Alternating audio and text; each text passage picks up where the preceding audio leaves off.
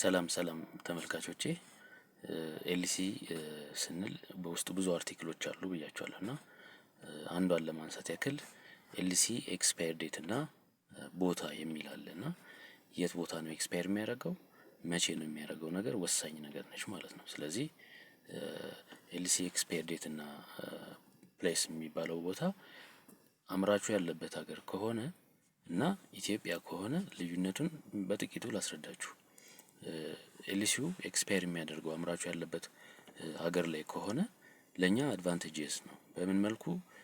በተጣበበበት ሰዓት ላይ አምርቶ እቃውን ሊጭን ሲል ዶክመንቱን ሰሚት ማድረግ አለበት፣ ኦሪጂናል ሺፒንግ ዶክመንቱን ማለት ነው።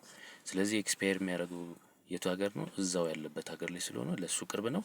ኢሚዲየትሊ ለባንኩ ሄዶ ያስረክባል ማለት ነው።